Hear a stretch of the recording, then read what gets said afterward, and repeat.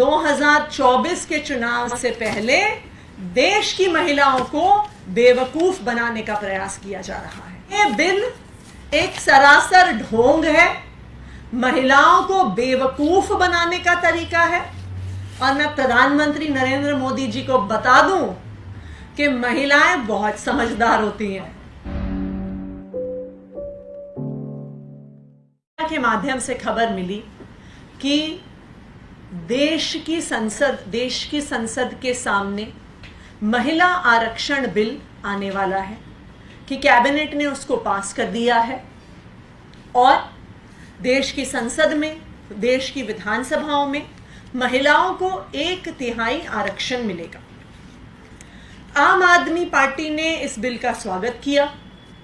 आम आदमी पार्टी ने कहा कि हम संसद में भी, विधानसभाओं में भी महिलाओं के आरक्षण का समर्थन करते हैं, लेकिन जब तक बिल हमारे हाथ में नहीं आता, जब तक हम बिल को स्टडी नहीं करते, जब तक हम इस बिल के प्रावधानों को नहीं देखते, तब तक हम इस पर टिप्पणी नहीं कर सकते हैं।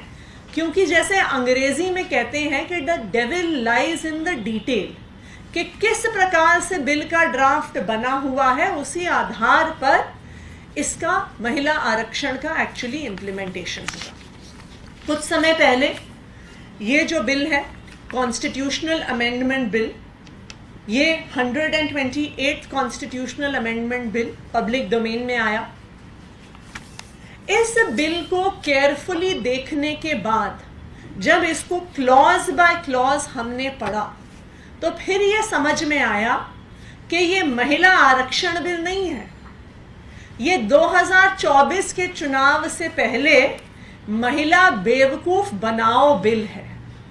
ये क्यों महिला बेवकूफ बनाओ बिल है? क्योंकि जब आप इस बिल के प्रावधानों को पढ़ेंगे तो जो इस बिल का सेक्शन 5 है, आर्टिकल 334A, जो ये कॉन्स्टिट्यूशनल अमेंडमेंट कॉन्स्टिट्यूशन में ऐड करेगा, वो ये कहता है, notwithstanding anything in the foregoing provision of this part or part 8, the provisions of the Constitution relating to the reservation of seats for women in the House of the People, the Legislative Assembly of the state and the Legislative Assembly of the National Capital Territory of Delhi. और अब इसका अगला हिस्सा ध्यान से सुनिए, shall come into effect after an exercise of delimitation is undertaken for this purpose after the relevant figures for the first census taken after the commencement of the Constitution Amendment Act 2023 have been published. इसका क्या मतलब हुआ? इसका ये मतलब हुआ कि 2024 के चुनाव में महिलाओं को आरक्षण नहीं मिलने वाला है। ये बिल जब पास होगा, उसके बाद जो पहली जनगणना होगी उसके आधार पर डीलिमिटेशन होगी और उस डीलिमिटेशन के आधार पर महिलाओं को आरक्षण दिया जाएगा। टाइम पीरियड के अर्थ में इसका क्या मतलब है? अगर हम एक सिंपल सा गणित करें तो जनगणना होने में कम से कम 1 साल का समय लगता है। उसके बाद डीलिमिटेशन की प्रक्रिया शुरू होगी। एमसीडी जैसे छोटे चुनाव की डीलिमिटेशन करने में 6 महीने का समय लग गया इलेक्शन कमीशन को। तो जब पूरे देश की डीलिमिटेशन होनी होगी तो 1 साल 2 साल का समय आराम से किसी भी डीलिमिटेशन कमीशन को लग सकता है। वैसे भी कॉन्स्टिट्यूशन के अनुसार जो 91st अमेंडमेंट हुआ था, उसके अनुसार 2026 से पहले नेशनल लेवल पर डीलिमिटेशन हो ही नहीं सकता।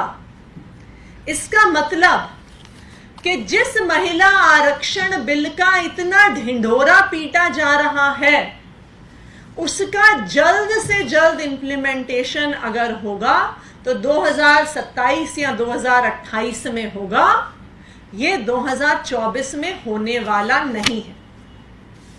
तो जब हम इस बिल के प्रावधान को पढ़ते हैं तो ये समझ में आ जाता है कि 2024 के चुनाव से पहले देश की महिलाओं को बेवकूफ बनाने का प्रयास किया जा रहा है। अगर मोदी जी की नीयत होती कि उन्हें महिलाओं को वास्तविक तौर पे आरक्षण देना है तो वो 2024 के चुनाव में दे देते। क्यों उन्होंने ऐसा कहा कि पहले हम जनगणना का इंतजार करेंगे, फिर हम डिलिमिटेशन का इंतजार करेंगे, उसके बाद हम महिलाओं को आरक्षण देंगे?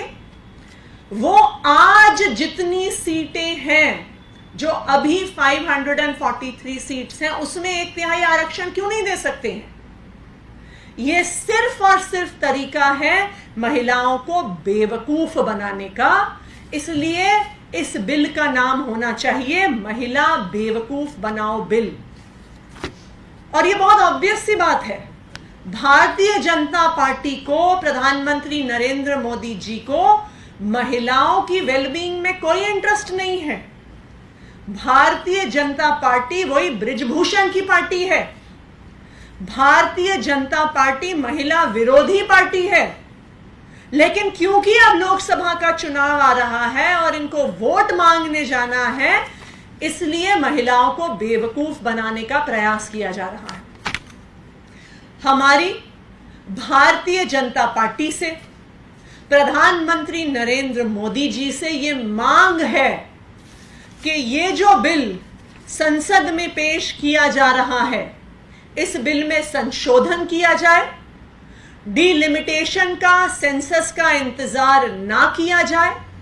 और आम आदमी पार्टी ये मांग करती है कि महिलाओं का आरक्षण 2024 के ही चुनाव से किया जाए। धन्यवाद।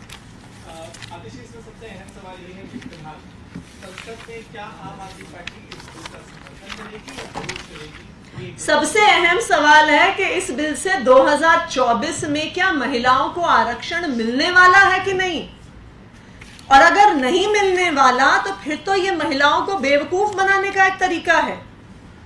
क्या जरूरत थी इसमें जनगणना का क्लॉज डालने की? क्या जरूरत थी इसमें डिलिमिटेशन का क्लॉज डालने के लिए? हमारी भारतीय जनता पार्टी से ये मांग है कि इस बिल को अमेंड किया जाए, संसद के पटल पर अमेंड किया जाए और महिलाओं को 2024 के चुनाव से ही 1/3 आरक्षण दिया जाए। यानी जब तक अमेंडमेंट नहीं होगी तब तक इन प्रिंसिपल समर्थन नहीं है पार्टी का? देखिए, हमने तो कहा ही है कि हम इन प्रिंसिपल समर्थन करते हैं महिला आरक्षण का, लेकिन ये बिल एक सरासर ढोंग है, महिलाओं को बेवकूफ बनाने का तरीका है।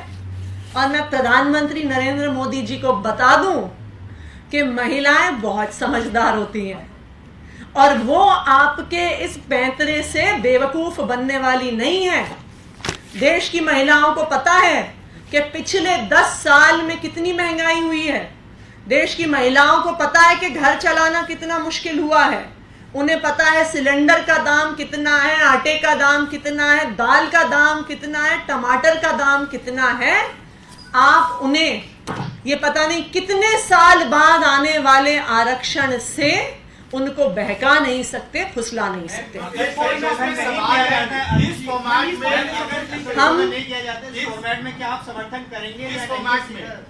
हम भारतीय जनता पार्टी से ये मांग करेंगे कि इस बिल को संशोधित किया जाए।